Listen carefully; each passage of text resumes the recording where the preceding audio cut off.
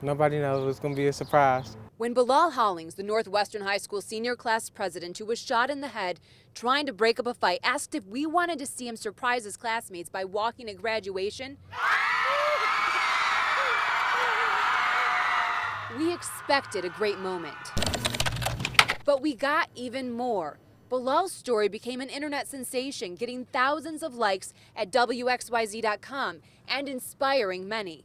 Massive surprise for students graduating from one Michigan high school. We shared the story with Good Morning America, and they shared it with the nation. For people putting on their makeup this morning, that was so beautiful. The Detroit Tigers also found Bilal's story inspiring.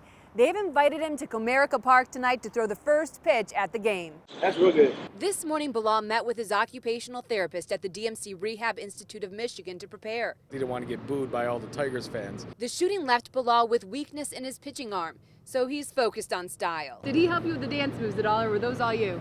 Oh, that's all original.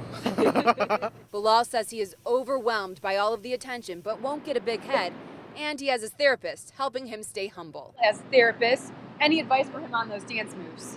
Yeah, don't quit school. Go into that criminal justice field he wants to go into. I want to show that, yeah, I got shot in the head, but I'm still myself. I hope that people just get inspired by my story and just know that you can make it through anything if you just have faith in God. In Detroit, Kim Russell, 7 Action News.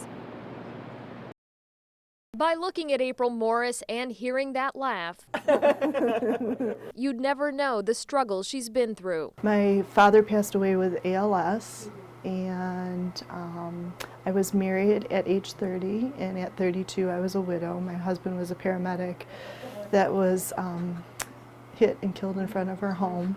She got remarried in September of 2012, but close to her first wedding anniversary, she was diagnosed with breast cancer. I just really felt something wasn't quite right. April recently had a double mastectomy, but is still going through chemo, and she knows what that will mean for her hair and her sense of normalcy. I know I'm going to lose it. Her story won the hearts of those here at Radiance for Women, and that's why she was chosen to receive a handmade exact duplication wig for free, one April would otherwise not be able to afford. She wanted it to look like the hair she had on her wedding day. Just easier to face it. Just some normalcy. And I have control on that, and I can get dressed every day and kind of still feel like I'm going to be okay. So today, April began this part of her emotional journey. Before getting her new wig, she had to remove all of her hair. Bring it on. With her mom and husband by her side, April showed her strength Okay. and emotion. It's all part of the journey. The team here at Radiance spent the last month working with April to create the perfect custom-made wig, and here it is, down to the color, texture, and style, and April's about to see it for the first time.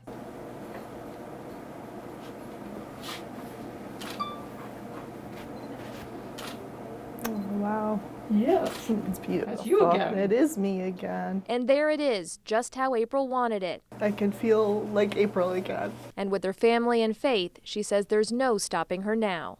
I'm kicking cancer and I'm moving forward. And that'll look gorgeous. In West Bloomfield, Anu Prakash, 7 Action News.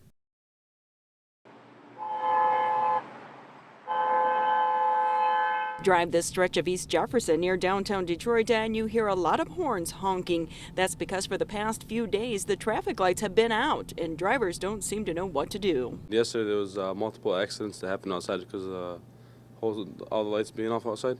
That's crazy. Yeah, I know. Tell me about it. We arrived at the intersection of East Jefferson and Mount Elliott and spotted a City of Detroit crew. We wanted to ask the workers when they expected the lights to be operational again, but when they saw us, they took off. When we tried to follow, they hit the neighborhood, going up and down side streets to lose us. So we gave up and went back to ask Detroiters what they think. How long do you think it should take them to be fixed? Pretty soon. Pretty soon.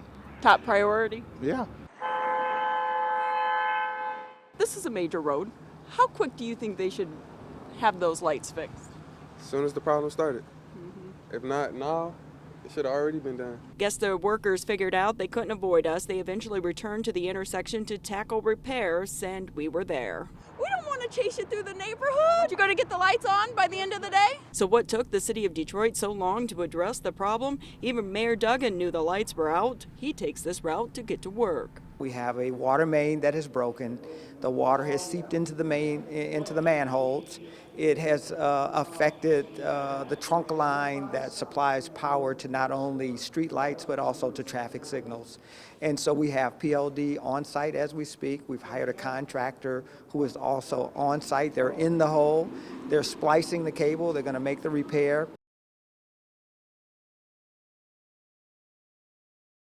This is what we've got left, so we have to use this. For weeks, Stanley Laba makes a trip outside, grabs his shovel, chips away at the icy snow, and fills his buckets and pots. Then he goes inside, fires up the stove, and waits for it to melt.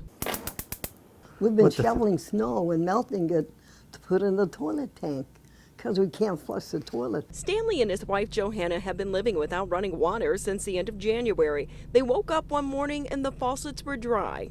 I thought, the water isn't running. He tried it, nothing. I went in the kitchen, nothing. Upstairs and downstairs, their house is filled with buckets of melted snow and bottles of water neighbors have been dropping off. They've lived here since 1951 and refuse to leave. I don't want to go. I'd have to take my oxygen tank and everything else, all my pills. So they tried to make do. They called a contractor who looked at the water line coming to their house. He believes it's the city's responsibility. We went looking for answers. Where's Bob? He's up front somewhere. I'm not sure if he's in a meeting or what. We tried several times to contact Lincoln Park's Public Services Director, Bob Bartok. He wasn't around, but we found a foreman with the department. Where's Bob? He's not here. When's He's the one you need to make contact with next. So when's he going to be here? He doesn't.